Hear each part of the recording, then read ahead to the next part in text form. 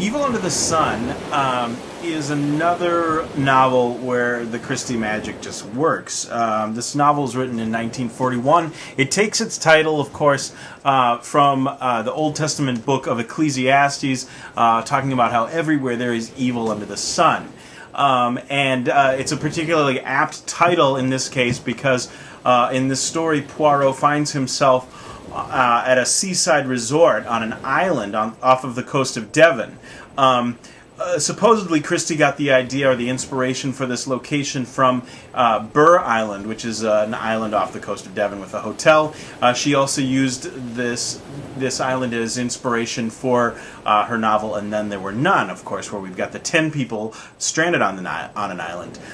In this case, there's a causeway between the island and the mainland, so at low tide it's very easy to walk or to be driven over on this kind of large carriage with high wheels to kind of account for higher tide. Otherwise, you can boat across. It's very easy.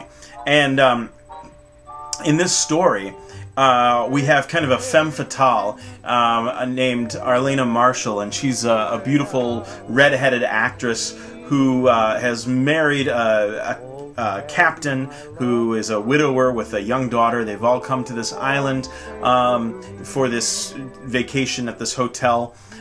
We've got quite a cast of characters. In addition to these people and Poirot, we also have the Redferns, a young couple. Young Patrick Redfern is quite obviously in love with Arlena and is conducting an affair with her. This novel probably has is probably a little bit more frank about sexual relationships, whereas maybe some of her stories before have hinted at the sexual nature of a relationship. This one is definitely stating it, that Patrick and Arlena are having this affair. We also have the Gardners, an older American couple, and I think all that the husband says is yes dear, or yes darling, and the wife, Mrs. Gardner, just talks nonstop. And we also have Rosamund Darnley, and Rosamund is a fashion designer. She designs dresses in London. She's very famous, and she's kind of an old friend of Captain Marshall's. So we've got all of these characters. We also have Sir Horace Blatt, who likes to sail his boat and use a red sail.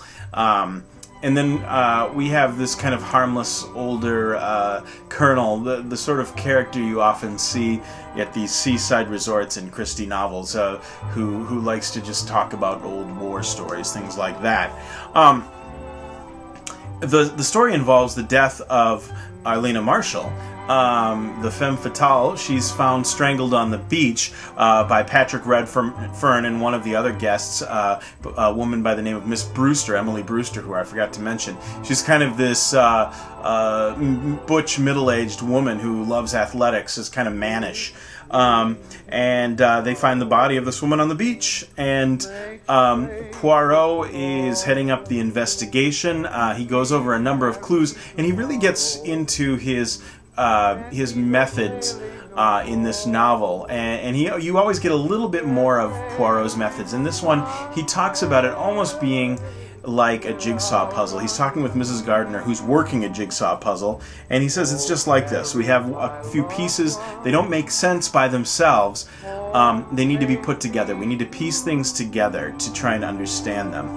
One other character I forgot to mention, we have Reverend Lane, who is a minister who suffered some sort of mental breakdown, and who seems to be a bit of a religious fanatic and just considers Arlena to be the whore of Babylon. So we've got all these people who do not like this woman, and all these men who seem to really like her.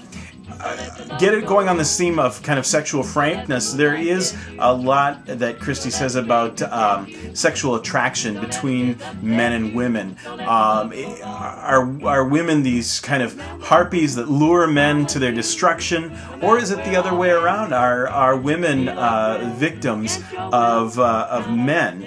And so there's kind of an interesting tension that develops.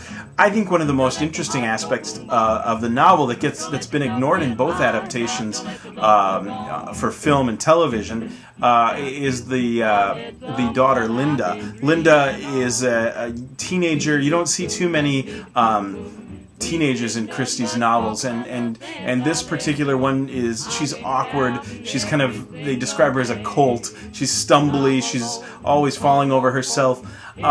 She hates her stepmother, but after her mother's death, she pretends to have really cared and loved her. She's just a very confused person, and she also has very large hands, and Arlena, of course, was strangled by someone with large hands. So that makes an interesting twist to the plot there. The novel shares similarities to The Triangle at Rhodes, which was from Murder in the Mews, which also deals with this idea of the eternal triangle.